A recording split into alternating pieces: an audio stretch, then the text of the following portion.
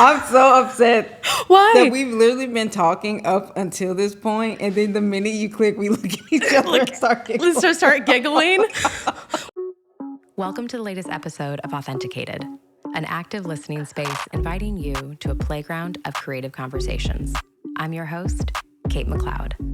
I am insatiably curious, and I love optimizing my creativity, especially my creative thinking, because it leads me to creative solutions. It's a method of my creativity I practice and share out loud to inspire more independent thinking in a world pushing conformity. So join me with an arsenal of creative thinkers, from multi-hyphenate artists to entrepreneurs or niche experts willing to think out loud with me as I continue to explore and define the creative conscious. Still sounds hot, right? Well, welcome officially to the podcast. Thank you for having me. I feel I'm like so comfortable. I want everyone just to be comfortable. So I was just saying to you, something I'm so interested in talking to you about specifically is you are like a professional actor in so many senses, right? Like you have the accolades to say it, right? You have the work track record to prove it, but then also on top of it, you're a teacher. You know what it means to hustle and make your own work, and also to start your own movements, to get the network going, to use your network of who it is that you've already established a relationship with, but also who you feel like has their finger on the pulse. And I feel like you're always in the mix somewhere. When I go to see something that's new and happening, you're always there. And so I kind of want to hear a little bit about that from you first, like what it's been like working recently and how it's changed since you started, and then where you think it's going. Ooh. I feel like my word of life is like curiosity. I feel that so many people miss out on opportunities because they're just like not curious. Like have the tendency to like look at what looks glitzy and glammy and very visible. Like those things they're great. Of course, they probably pay well. They give you a sense of security. But I feel like the artist should always be teetering a little bit between like what feels secure and what feels a little dangerous. And I feel like the most fun happens somewhere in that little space of like, is this going to be bad? Is this going to be good? But you like learn something about yourself. And I feel the marriage between being an artist and like being a teacher and being attuned to what's like happening in the world is like the only way you can reflect humanity. Like how can you portray humans on stage, on screen, on paper, whatever, if you like are not attuned with any human beings? Like I feel over the last couple of years, I've just said yes to whatever can fit in my schedule if I can make it fit. Like I very rarely am saying no unless something looks god awful or looks like it won't serve me in any type of way. But I feel like I've learned just so much from just like, yeah, I'll say these 5 lines. Why not? Yeah, I'll say try those 10 it. lines. Sure, whatever. So is this curiosity for unknown? And then does that curiosity also give you the bandwidth to be able to work constantly? I think so. Okay. I feel it liberates you from trying to solve everything beforehand. Like you kind of go in and you're like willing to fail, willing to try, I was talking to someone today and I said, I think the thing about going to school for this in any capacity is the ability to fall in love with process as much as product. And I feel that the best products come from people who have a process. And everyone's process is a little bit different, right? Like you go to school, you take a class, you do readings with your friends, like whatever it is, like you have a set of tools and you can always tell those people that come into a space and they like open their toolbox and they pull every tool that they have out. And you're like, why, bro? Like you just need a monkey wrench right now. Yeah. And there's a sense of, I don't want to say necessarily like ownership because everyone's understanding of skills there's stuff I've learned that I'm like, I don't know if I'll ever use that. But to me, going to school is this opportunity to get a whole bunch of tools that are just access points for work when you don't understand a character or don't understand how to get into a process, especially when you're creating something. It's so different in the theater realm of replacing someone. The blueprint is kind of already there, and very rarely is anyone asking you to make something new. They're saying, can you do what's here? But if you're creating something, you know, no one knows what it looks like. No one knows what it's going to sound like. And what's given to you is oftentimes just a suggestion. Yeah, I think you also made me hear that question or statement, can you do this differently? I don't think I had heard it like that before, but can you do this? This is the thing to do. Can you do it? Can you do it? It's that simple. It's bringing yourself to like, here's the thing. Can you do this?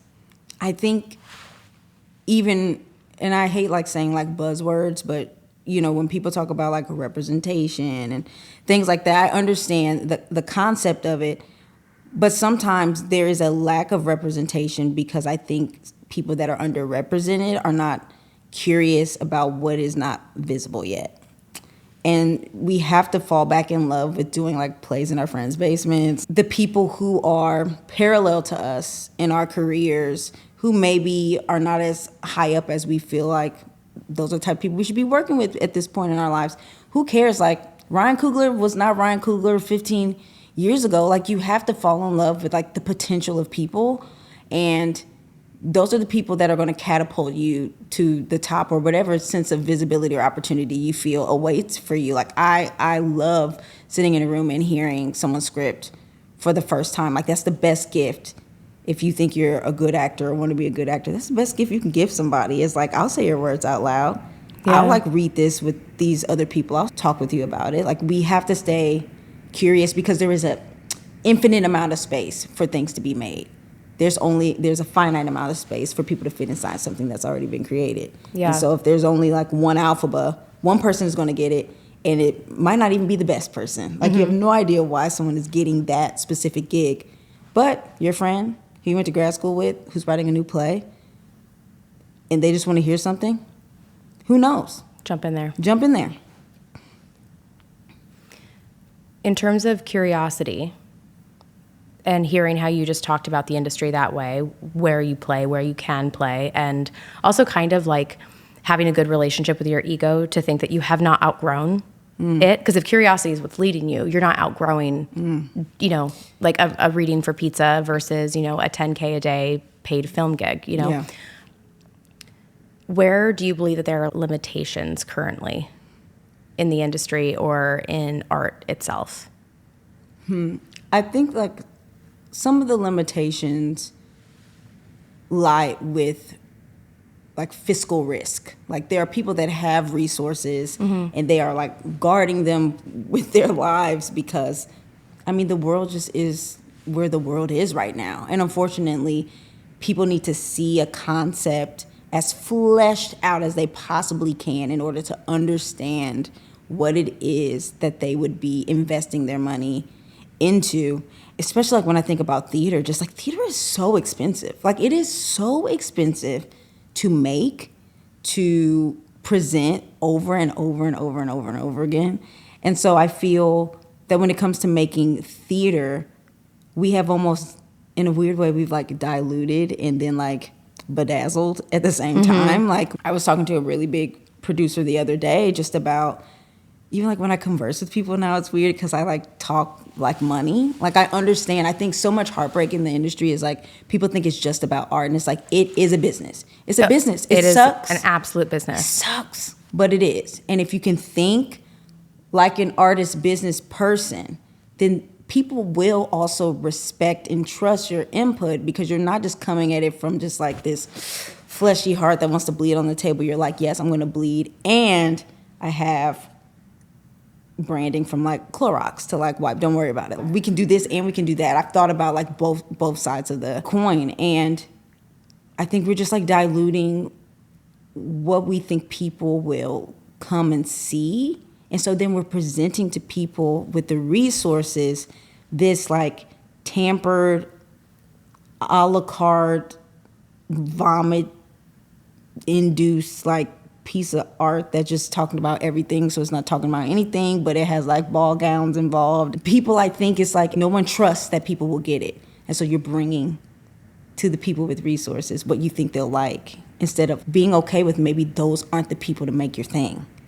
When it comes to acting, when it comes to writing, when it comes to production, theater, full stop, it's about being present. So if you're basing the success of something or what you're going to do right now in the present off of how someone is going to perceive it and digest it later, you've already missed the mark. You missed the mark. You missed the mark. You missed the mark. Sometimes the greatest hits, they start off in a bar. And then they move to apartments and they go apartment to apartment to apartment. Mm-hmm. People go, whoa, did you see that thing? And the people, I didn't even know that thing was happening. Oh, wow. Now they have like a rehearsal studio that they're using. Oh, I have to go see that. There's no seats. Oh, now they're moving to what? Down off Broadway? Whoa, okay. Sold out? Great. Now it's moving here. Like the trajectory of things being made invisible and being respected is often tied to conviction. Like you have to trust that the people will come. Like the best be that people have been talking about is like the elevator repair service that did like Gatsby at the Public years ago, and they like read every single word. Like you would be surprised what outlives you when you say what you mean what you say, and you're okay if people don't get it. Trust that maybe the same way that you're attracted to uncomfortability because you just want to see what else, maybe other people are too. And also if you look around in the world today, who's comfortable? Ooh, very few. Yeah. Very few. Unless you don't have access to internet and you live in a temperature controlled room. Do you know what I mean? With all your supplements and your IVs, like no one's comfortable. No one's comfortable. And if they're comfortable, they're uncomfortable with the fact that people might think they're comfortable. Like I hope no one thinks that I literally think I'm okay right now. Yeah. How do you set yourself up so successfully to just go with the flow and always find that you can keep putting a foot in front of the next? I think you have to seek out, first off, where all those people hang out. Yeah, making yourself available. You know, it's weird because it feels like theater and like the arts, like it's one big club, right? Oh, but like there's like a bunch of little pockets of like subgroups in this like major like entertainment group, and you kind of have to trust. Like I think about like Ann Dowd and Morgan Freeman, and I think about these people who just really their prime just happened or is happening. And it's like I think we think so much about I'm in my 30s, it hasn't happened yet, or like I'm in my 40s, it hasn't happened yet, I'm in 50s. It's like right, but like you have a 70-year-old person's soul, a 22-year-old person's face. There's so much time that you need to fill with perfecting your process so that when your face catches up with your soul and you finally get these opportunities that you are not unsharpened. And if you kind of look at it that way, you're always seeking like who's making stuff that like I can be doing right now. So I'm not waiting until I'm 55 and I'm finally like all aligned to be working. Like so many people that we watch as writers, directors, designers, so many people, the things that they're making in their 50s and their 60s and their 40s are because they spent their time in between sharpening themselves. And sharpening yourself to me is not always just like I'm doing a play and like at the YMCA. It can also be like I'm working in finance right now and I'm paying off my student loans and I'm hanging out with my family and I'm married and I have a couple kids and like we go to Bermuda every year, and like one year Lolly like choked on a pea at the dinner table and like a person like came over and like did the Heimlich on them and like saved their life. And then we went and ate dinner with their family and I met the granddad who told me about how he like served in like a war or something. Living life. And, like, you know what I'm saying? Like you're living life and life informs. And I feel like so many people just isolate and incubate themselves. It can They're only missing this way. out on being a full person. Yeah. Like stop changing your vacation around for a callback unless it's like Steven Spielberg or something. They can wait. Go be with your family. You know, I think for me personally, one thing that really I feel like I've always kind of been liberated in the sense that I'm like, it's not that deep. I say that to myself all the time, like it's not that deep. Or I say like we're at war. Or I like say stuff that's like, there's so much more Perspective shift. I'm like, for real? Like I remember I went in for Be More Chill. I think this was the moment where it all like shifted for me. I went in for the off-Broadway production and I didn't book it. And I remember I was being a teaching artist at the time I was teaching with Stages on the Sound, which Okay. I'm going back to because I love Stages on the Sound. And I remember being so upset. I'm like, I'm looking around. This is happening for so many people. Like, why is this happening for me? And at the time, I don't know if I had an agent or not, but I read the breakdown for SpongeBob the Musical. And I was like, oh, I'm Sandy Cheeks. I was non-union, no representation. I stood in line. I auditioned. I got called in like 5 times. I read with Ethan Slater because I said yes to myself. I read something, was like, I don't necessarily have the credentials, but this is me. I'm going to go do it. And then parallel, I was in grad school and the training was like this weird mix of like Grotowski and Suzuki and viewpoints. And we were working on these physical metaphors. And I remember I was doing like the Medea. This is like such a weird tangent. I was doing this Medea scene. And it's like when like Jason like kicks her out and she's like recalling all this stuff she's done for him. And I remember that my professor was working on us getting specific and making something a physical entry point to be specific about text and like what it means to say what you're saying, but it means something specific to you. And so I had built this porch, and I remember I was in for SpongeBob like 5 times, and they were like, you're great, like you're amazing, you're not gonna move forward. I remember. And I couldn't figure out like how to do this metaphor in class. And something was like, type in no into your email. Like no, type in we're so sorry, type in unfortunately, like type in words that are like people letting you down. And so I went and I printed out maybe like 100 emails of like people, of me like not booking something, me interviewing for a job and not getting like a second interview, and I printed them out and I made this porch in class and I like put all the emails on the floor. And I came in the room and my prep before I spoke was I had to silently to myself read 3 emails before I could talk to Jason. So I was reading the emails and like something like sparked in me that like I had given my best in what felt like all of these like situations. Like I was perfect for them, I deserved them, whatever. And I like spoke to this invisible man, like he's not even there. And I'm surrounded by all my rejection. Like in this space, nothing about the words changed, like nothing. And I remember I went in for Be More Chill. And, you know, I was like, you know, prepared and, you know, cute and blah, blah. And then like I didn't get off Broadway. And I just remember talking to my mom at the time and I was just like, what's happening? Like, why can't I like, and I had been through a few artistic experiences where they're commercial, but I always felt like a downtown person where I'm like, again, I'm like, I'm curious. I'm not like doing like, we're doing a show, you know, I'm trying to find an honesty as a character. And I remember they called me back in for Broadway when it transferred. And the final callback was on my birthday. I will never forget. It was like summer and fall outside. Like I was like, it's cold and it's hot. I don't know what's going on. And I remember I wore a little Harry Potter crop top and jeans. I will literally never forget this. And I walked in the room and Stephen Brackett was in there and Jen and Joe and one of my other friends who was the pianist at the time. And Stephen was like, how you doing, girl? Like, hey, girl, how's it going? And, you know, usually in a room, people are like, it's good. Like, so happy to be here. Like, how's everyone? And I remember I was at the piano, and it was like I turned. Like, something in me turned. He was like, girl, how's it going? I was like, I don't know. I don't know. It's cold. It's hot. What are we supposed to be wearing? And he was like, what? I said, it's fummer outside. It's fummering.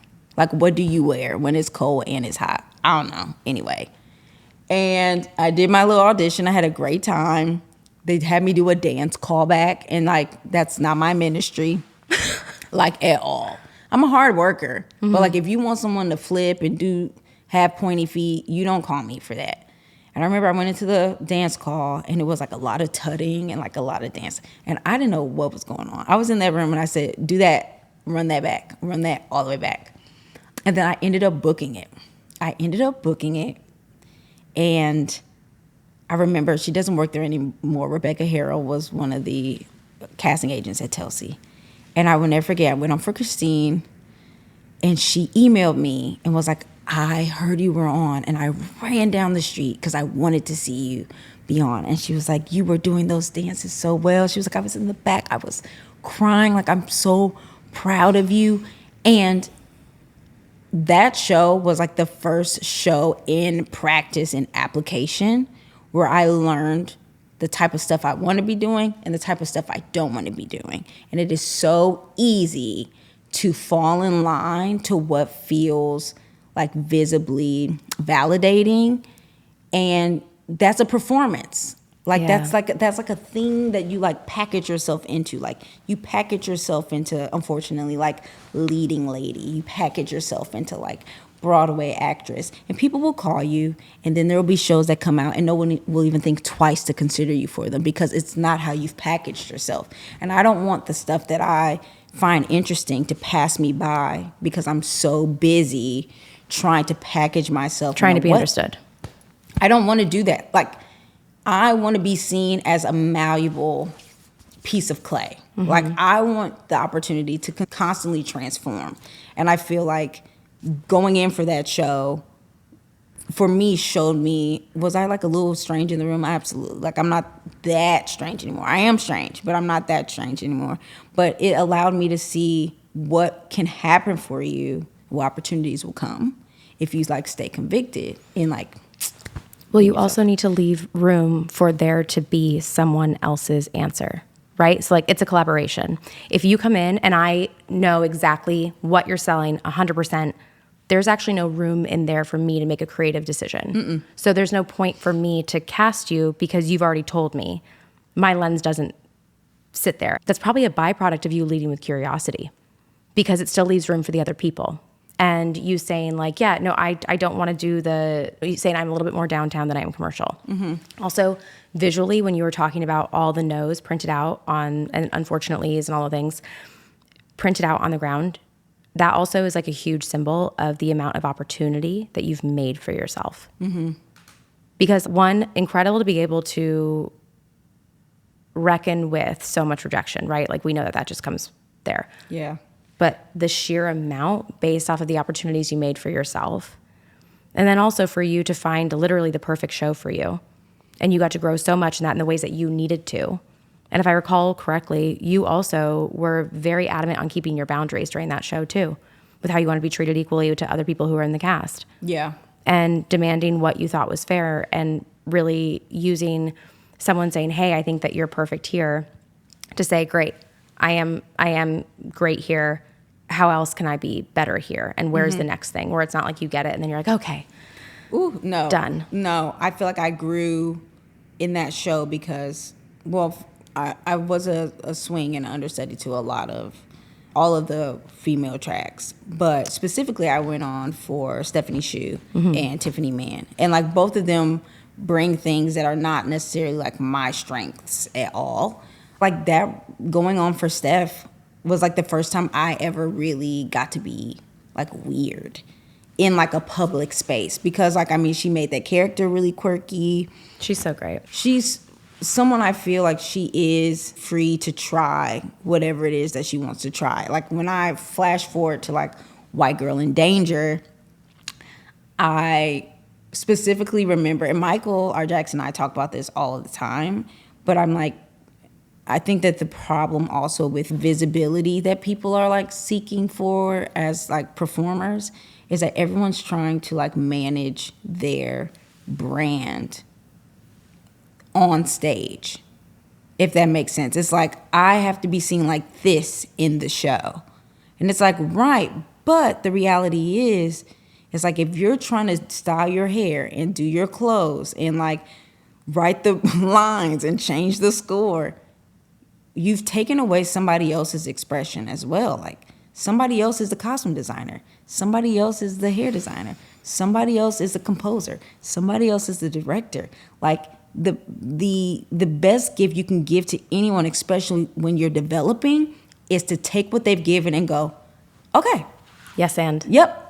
Yeah. That too. Yeah. So my character in White Girl in Danger, Michael, and I remember I had just told Hadestown I wasn't coming back There were things that like I felt were kind of non-negotiable for me staying in a role I had already done for a year. And I remember being like, girl, you crazy. Like, you're leaving a job, not necessarily like having a job. And then Michael literally was like, can we talk? And then was like, will you do White Girl in Danger? Almost like a couple days after I told Hadestown I wasn't coming back. And I remember I like was reading the description of the character. And you know, like me, like I will do a reading, but readings are weird for me because I feel like I need my body, I need to move around. Like something happens performatively when the pages are down, the books are down, and we're like moving around and inhabiting a space. And my character, it was like Caroline, the youngest, something like that, sunny disposition, or like something like that, sunny. And I remember being like, what does this mean? Sunny. I was like, I don't know what this means. I don't know what this means. And I kind of just played her like happy and blah, blah, blah. And I would never forget, one day we were in rehearsal and I text Michael and I was like, she's pregnant. And he was like, what? I was like, Michael, she's pregnant. I think she's pregnant. That's why. And he was like, what? I was like, is it okay if I try? Like, it was never like, I wouldn't say this and I wouldn't do that. And I was like, what is the thing I feel is missing to make everything on the page true? Yeah. Considering this is also like a comedy, it's a little like absurd. She's pregnant. Like, she's about to have a baby. Everything's great. You know what I mean? And it changed it. And I like, yes, I was pregnant, but like, I didn't move around like I was pregnant. I'm in a play. Like, I'm not about to walk around like I can't move. I'm squatting down. I'm lifting my leg. I'm like doing twirls. I'm skipping like, and it all made sense. And it was this curiosity of like not trying to change what's there, but trying to go, how can I make what's there make sense to me and do what I think he's asking me to do? And I feel that that's an art of practice. I feel like so many people, especially when I think of theater, very rarely are people creating roles. And I have found that that's mostly what I'm doing. Even the roles that I've played that have already existed or had a production previously, no one's hiring me to like be what somebody else just was. They're hiring me because they're curious of like what I would do. Hadestown, I had never seen Hadestown before I booked Hadestown. Be More Chill, never saw Be More Chill before I booked Be More Chill. I went into the room and I had instincts and impulses as a person, as an actor, and people were curious about what that would look like inside of this like space where all the other actors are more than skilled of like embracing somebody else's interpretation.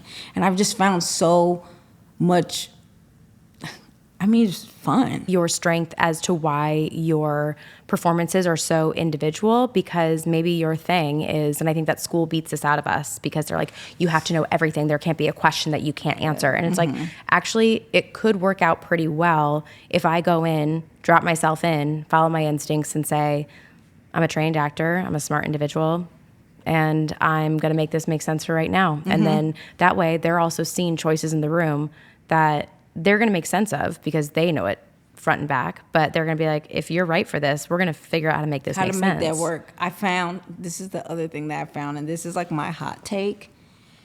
Ooh, Lord, I hope I don't get canceled for this.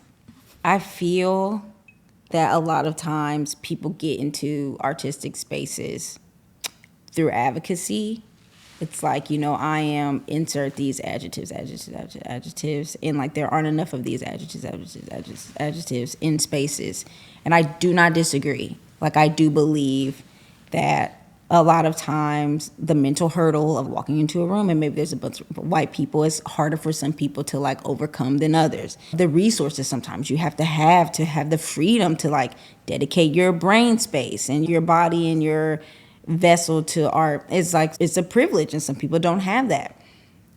But I've also found that there is skill that you must have. And there's no advocacy that's going to get you into a space that if the skill is not there, that it will protect you from like what the job is asking of you as a performer.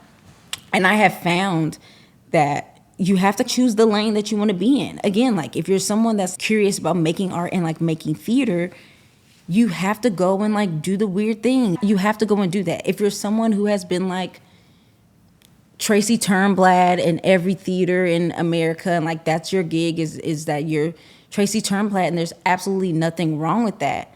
But then you go and you get a new gig and it's a new musical and no one's ever done it. No one's ever played this role, and like they're changing pages every day, they're changing choreo, they're changing songs, and you haven't flexed that muscle. You have to be careful that you don't let your fear of not being skilled or like not being sharpened in that like world of process. You have to be careful you don't let that lead you into the space of like, how can I self-preserve? That's why it's like you have to kind of know what it is you want to do. There is a brain power that goes with like getting up in the morning during previews. You have a new 2-page monologue. How are you going to do this monologue tonight? Well, if this is a muscle that you flexed, you know how you learn. And then you also know how to advocate in a way that's not saying, I can't do this or I don't want to do this. A way that says, great, love this monologue. Is it possible that we do a cut of it tonight so I can get the first chunk in and then like grandfather the second chunk in tomorrow, and then we can see like how it's working, or like work on it fully today and then put it in tomorrow? Like you're not coming in from fear, you're coming in from like offerings of like, these are the things I need to do what you're asking me, because I want to do it because I'm interested in like how that's going to change. Trusting your own process too, and also hearing the permission that exists in you having the job. You're a professional and you're in that room for a reason. 5-page monologue, know it by tonight. Great. So I want to approach this 2.5 pages at a time. And tonight I need feedback to know what the motion of this is, so that I can develop a full approach to this monologue. Thank you very much for the assignment. This is how my process approaches it. Everything is a negotiation. Everything is a collaboration. It's sounding like one of your skills is knowing that. Like the confidence comes so clearly to me with, okay, great. So that's what you want. I'm going to tell you how I'm going to get you that. Because that's the yes and of this. Yeah. So all this that we've talked about, what do you think moving forward? What do you think the opportunities in the industry are going to look like? Where do you think our industry is going in terms of what's going to have attention and what's going to be most successful? I think what's going to be most successful are the people who band together and just get stuff done. Sounds crazy to say, because I feel like those people have always existed. Those are also usually the people that rise to the top anyway. Yeah. But it's like now there's this like, I don't want to say tearing down, but like you're watching more visible film actors. Now they're taking what people who do theater at the highest level, they're taking their roles. And everyone's kind of like going down a peg or two, when the reality is the gigs that I feel like have been the most safe for theater artists are the roles that only if you've done this you can do. And I am the most curious about doing that type of art where it's quick and fast, or it's, okay, you have to play these 7 instruments, but you also have to play these 7 characters, and then every night everyone's rotating a role. You know what I mean? Like something crazy where like they pitch it and everyone in the room is like, all right, let's get to work. Like let's figure it out. I think those are the people that are going to, because the thing is like the money isn't gone. Like money exists. It does. It's the entertainment business. It's the business that is shifting. Money exists. So if you become associated with making great things, if you become associated with being not necessarily like easy to work with, because I hate that idea, because sometimes it just means like they never complain. They never. No. Like someone who is collaborative. If you have made a reputation of someone who is always working on something that like teeters the line, people with money, they're going to flock to you, and your name will precede any like meeting you will ever have.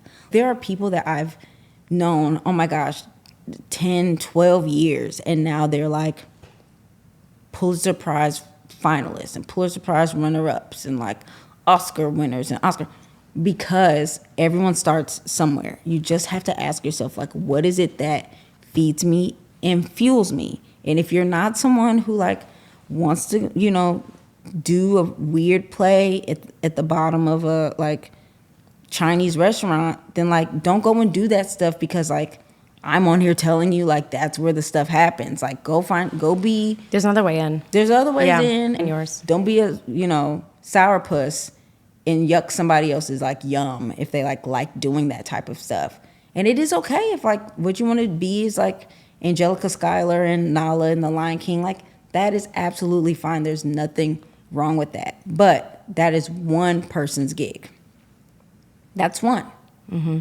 And so you have to go find your people, and you have to like support people who are doing things at the ground level. The people that we respect in our industry, who are also like the most visible people, they probably have like 45 notes tabs open of like random ideas and stuff. That's the reality of like someone whose brain is like firing it like a whole bunch of different cylinders. It's going to happen. It's just going to take time. And in the meantime, you just have to be invested in the process as much as you are in product, because the product sometimes is just like reflective of just years and years and years and years of curiosity and failure and growth and draft and adaptation and firing this person and bringing this person in. Like when you watch something that's amazing, the tapestry is filled with so many people who are still there, so many people who are no longer there. Like that's what to me makes art so impactful. You're not just seeing one person's writing, like so much humanness. And sometimes the vapid stuff we watch is like reflective of like the experiences of the people that are like making it. Mm-hmm. And so sometimes when you find something you really like, you're like, who made this? And then like look at their life, because they've gone and lived something, or they're humble enough to listen to people who have. I love hearing you say this. Not only do I have a bunch of tabs in my notes, I would also argue that our text chain back and forth to each other. Oh my God. It has a lot of like those ideas and like defining who you are, whether it's, I'll just speak from my experience, but training to be an actor for so long, working as an actor for so long, and then knowing this isn't where I need to be right now. And even though that took a lot to be like, I'm going to go do some writing. Mm-hmm. I'm going to go start a production company. I'm going to go do this. I'm actually going to start some creative businesses. I'm going to do all this. Like you said, it helps me further define who I am. So that a friend who's a rep texts me yesterday and literally sends me 2 breakdowns that are absolutely perfect for me, mm-hmm. based off of who I've been showing up as, not just as Kate the actor. And like other friends who mm-hmm. I do a workshop later this month, and she has written this part for me, mm-hmm. and it is a nasty, nasty character. And she knows I just like to go have fun with like that. But then these other 2 roles that came up for film, knowing that I'm very business minded, but then also knowing that I love to play like a little mm-hmm. fucked up. Like that's mm-hmm. so fun.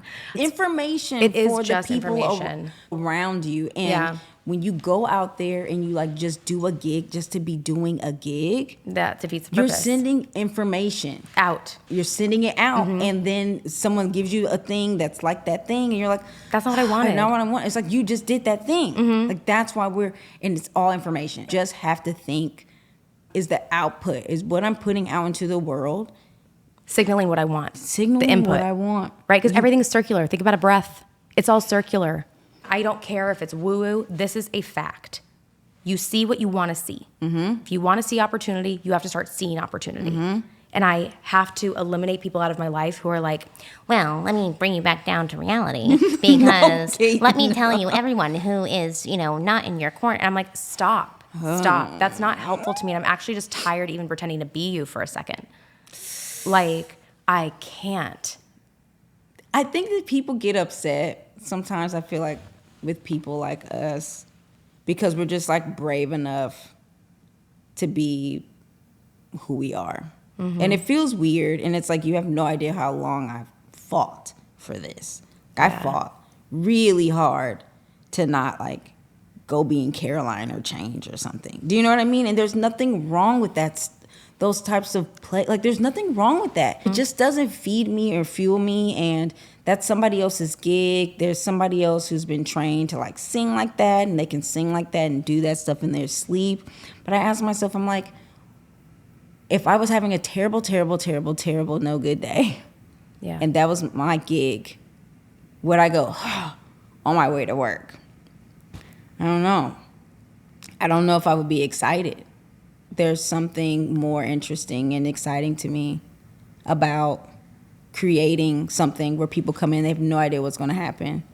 Or like when you go to rehearsal and you're like, I don't know what's about to come out of my mouth. It's probably not going to be good. It's not going to, I'm probably going to sound bad. And like you said, it's not that serious. It's not that serious. And like over time, this is when like process comes in. Like over time, you just layer and layer and layer, and you pull out a tool and that tool's not right.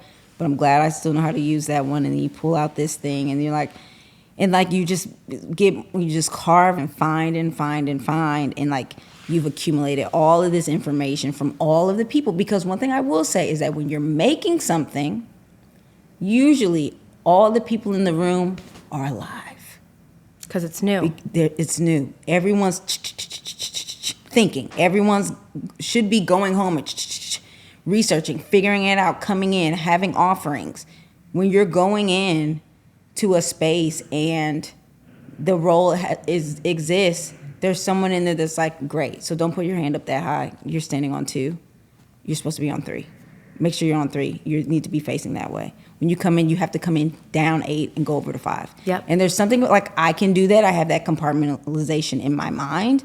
What I need to do is create an understanding of the type of artist I am so that people start calling me when everything aligns. And like now I'm out in a visible opportunity and you look at all the stuff I've done and you go, oh, weird. Mm-hmm. Like when you look down and you're like, oh, she's down to play. And oh, let me call so-and-so because she worked with so-and-so. I want to hear what they have to say. You know, like that's what I want. It's also interesting to me that like when you're clear with who you are as well, it also repels people that don't need to be calling you too. Correct. Like there are people that know, don't call me. And good. There are people I've worked with before that I'm like, you should be shaking in your boots when you see me. Because what I also want people to know is like, I can see through the fakery. Like I can see through the mask. I can see through the insecurity. I can see through the like, I don't necessarily want to be like abuse, but I can see the mind games that sometimes people play when they're like inept and like out of their depth in like a project. Like I can see that. And it's never that deep for me, but I never want to be in a position. I feel like a lot of abuse sometimes in our industry comes from people being unskilled and people being afraid. When you feel like this is the only opportunity you could possibly have, or when you feel you should be grateful to be somewhere, or when you are uninformed, when you are unskilled, people smell that and they will abuse you. It can be like what they expect you to figure out on your own. All forms. Pay, so many different things happen. But like the journey you take is also a journey of worth.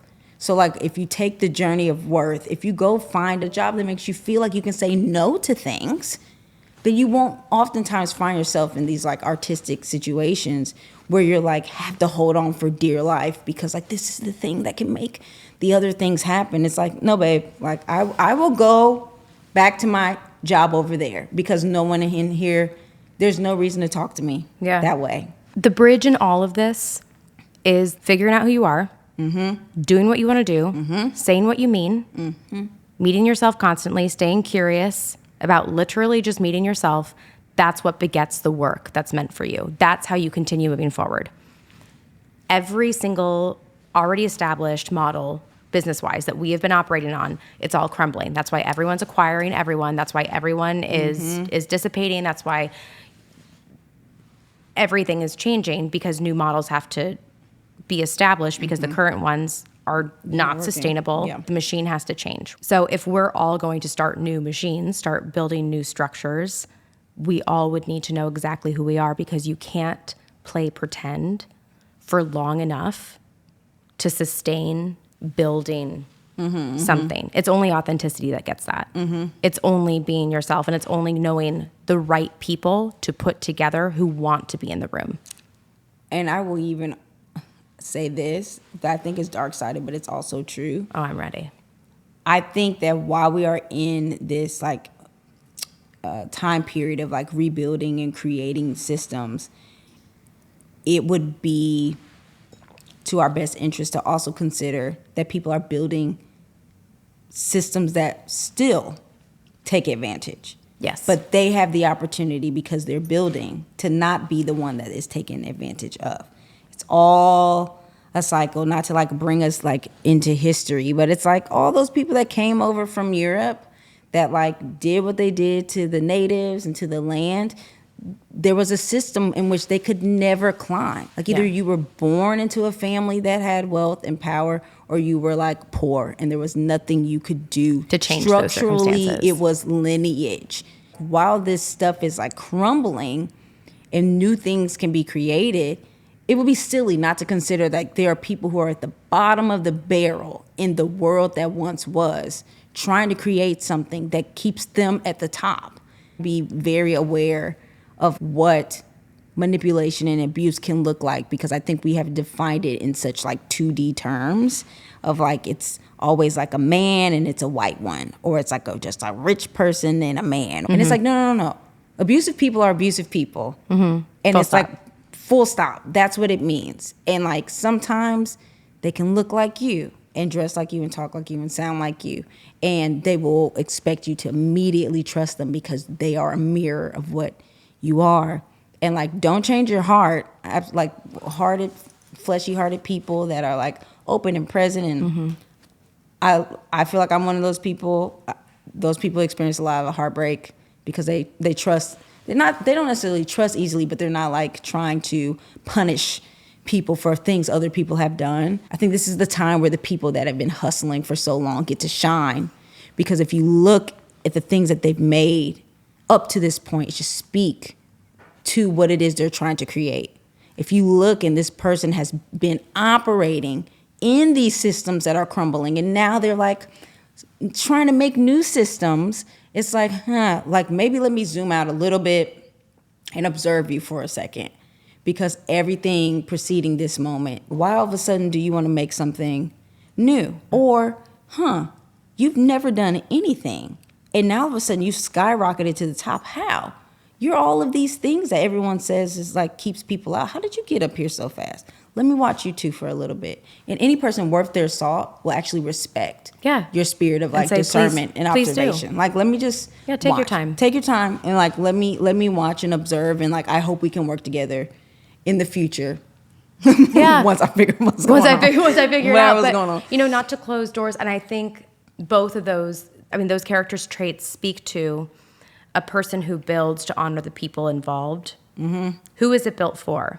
What is it built for? And also not just for today. This is when you do get to forward think. Yes. But for generations to come. And how do you structurally, as a business owner, even in the entertainment industry, how do you get loyalty? By taking care of the people who are part of the thing. Loyalty doesn't just come by you showing up to work every day. It comes from you trusting that you're going to be taken care of here. It comes from trusting that this could be a collaborative experience, not just I'm built. It's the I'm. It has to be the we. It has to be the we. And there's these little circles that we keep standing in where everyone's like, these are my fears, my astrological sign, my pronouns. And all, it's like that stuff is great, sure, whatever. But like, can we just like make what we are here to make? And I'm not saying like these types of spaces where everyone is coming in and getting to know each other, but like you get to know each other in the making. You get to know each other in the process. It's like we are losing the plot of what it is that being an artist and an actor is supposed to be. And because we've lost that, the business has swallowed up the artistry. And I do think that there was a time where they kind of worked together and it trusted that people would like it and they'd come, and people would hate it and they'd also come. And that was okay.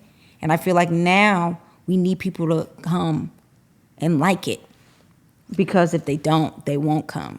And we are hurting our communities by not putting out well thought out, specific, unapologetic pieces of art that are not being made to be like easily consumed, but to be honest about literally anything. Well, it's seeking equilibrium without acknowledging that in order to seek and get equilibrium, there has to be turbulence first. So maybe we just like disagree and then acknowledge that there is going to be upset. We're going to make someone uncomfortable. We're going to piss someone off because we're human. And it's actually about all being adult enough in the room to fix it after. If I said something that you did not like, I genuinely want to know. Yeah. And it shouldn't be about leveraging power in the space. No. And you know what I mean? Like, that's the thing that I feel has become like prevalent, is people use discomfort to leverage power. And now like you have this person who's afraid to say anything, and this person who's afraid to write that down, and this person who's afraid to like correct someone. And then you like, everyone's like walking on eggshells inside of a space. I never really care who's in a piece.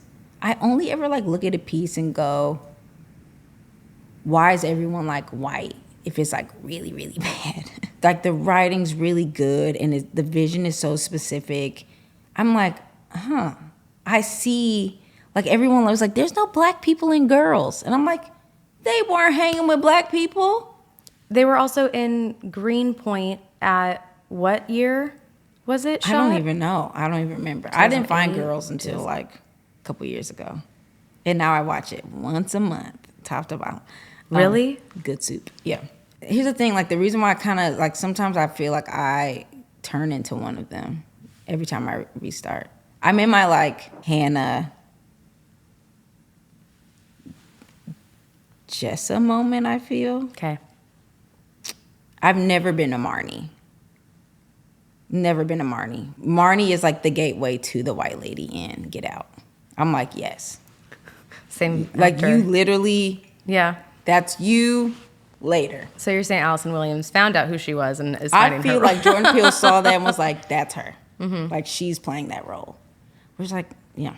Mm-hmm. I don't know. I just feel like it is okay if you go see something and you're not reflected in it. Because at the same time, like if we are operating from a place of fear, or like if you're saying like the industry is filled with like white people who get to write and get to produce, right?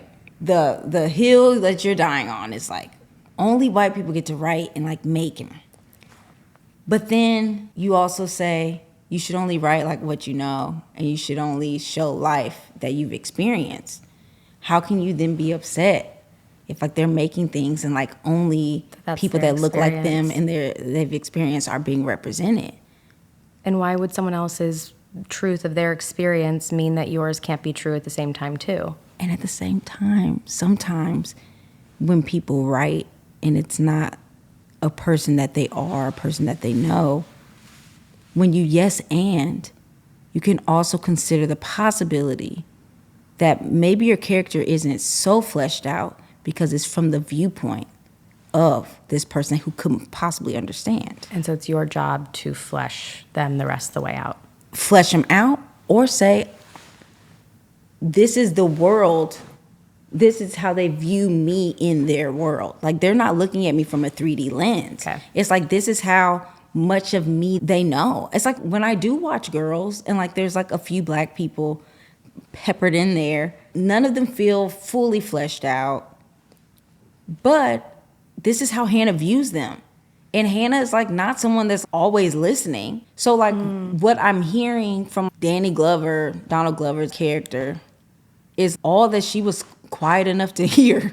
You know what I mean? Yeah. Like, yeah. It's like, yeah, it makes sense that he's Republican and like nerdy, because like that's all she made space for him to like occupy in her life. In her brain. Yeah. Through her lens. Through her lens. Absolutely. It's like sometimes it's okay, because in the real world, it's the same thing. Like very few people know all of somebody. And we each know all of like maybe one other person. If we're maybe lucky. one other person. But like we each, I was going to say we each know like all of ourselves. And I was going to say, I don't know about that. I don't know about that either, but I do think I know me best. Like there are people that will never know me. But you knowing you is so reflective in your work. And that's why you keep finding honest things that are perfect for you. That's what you say. No, that's what you say. But what I mean, perfect is like an entry point for you to continue. Yeah. I just go like, that looks fun, or like, I've never worked there. I'd be curious to work there. Try it. I'm just like trying to have a good time, I feel, and like I don't take it sounds crazy. It doesn't though. It doesn't. It does feel crazy to say, but when you're yourself everywhere you go, like people just know what they're getting when they call you or when they're hiring you. And I mean, it is a practice to be like, no, I'm not doing that. But then you also get to be yourself wherever you go. You do. And it's fun. Like, it's so fun. I am, like, when I am rested, I am the fun. When I am rested. When I'm rested, like, when I'm tired, like, I'm Caveat. not real. Like, I must be rested. I must be horizontal. Like, everyone knows, like, I play The Sims.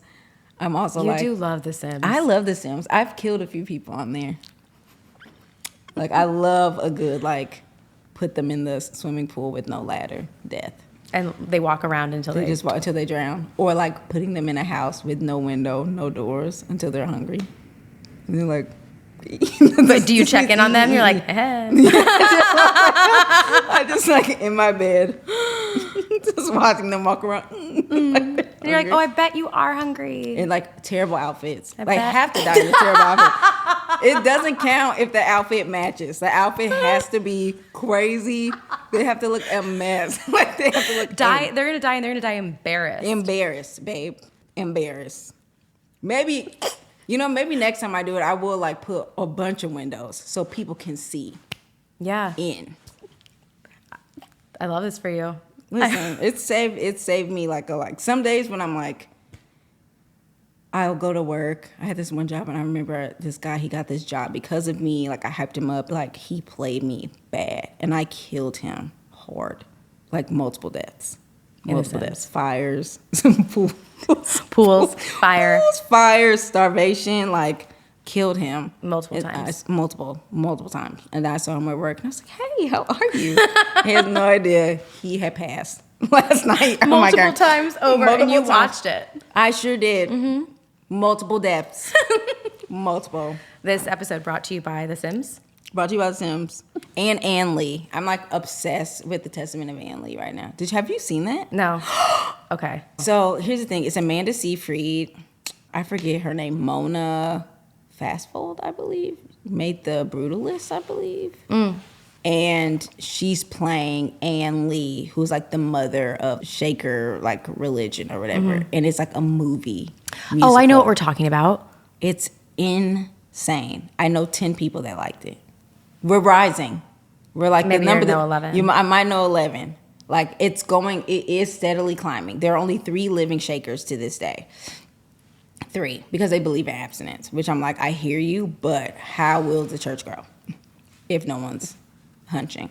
But the movie is so good, and people don't like it, but it's very like physical, and like Christopher Abbott's in it. He plays her husband. Oh, I'm gonna hop on He can this do no so wrong. soon. It's so good. Like the music is crazy. Like the music, oh my God. It's at the point now I can listen to the album and I can see which frame. Like I can see the movie while I'm listening to the album. Oh, it stuck that far into your brain. Oh, I love when art does that. Like I just have been listening to it over and over. It's so visual. It's so visual. It's so, the music is so, the Academy, whoever votes and didn't give this anything is like, this is just like proof, like you have to go do it. Like somebody is at home, watched Ann Lee, and is going to make a movie, and in 20 years they're going to thank the Testament of Ann Lee for inspiring them. That's what I mean. It's like I watched that and I'm like, you had a vision. You had a vision. I see it. It's so beautifully executed. The storytelling is so good. And it's also going to have its effect. Girl, like the first still is like they're in the woods, and then there's like these bells, and then people walk behind the trees and they're like, and like they go up, and then boom, it cuts to black, and it's like drawing, and then like it cuts back again, and like, and then back to black. Like it's so good. So this is literally my brand, and I haven't seen it. You have not seen it. There's inspiration for me, is what you're saying. There's a woman at the top who talks to us about Ann Lee, and like she opens her eye, and one of her eyes are going, When a film starts and people's eyes are already gone at the top, you already know. You know, the You whole know, thing. you Buckle know. up. You already know. You already know. She opened that eye go on. I said, oh. Oh, that's where we're starting. Oh. That's the foundation. It's so good. Thank you so much for coming on today. You're welcome. I'm going to plug all your info in show notes. But thank you for just like continuing to show up as yourself and create, because it's like we're just talking about the right people find it. They get that inspiration that they need. So just thank you for always doing the brave thing and being curious. Thank you. Yay! And those are the latest thoughts. Thank you for sharing your thinking space with me today. I hope you're continuing on with new questions, answers for now, thoughts and curiosities of your own. Please like, subscribe to, and share anything and everything that resonated. Send me questions and intrigues that my creative work or this episode brought up for you. For all things that I'm working on, creating, and exploring, head to the show notes. Until next time, babe.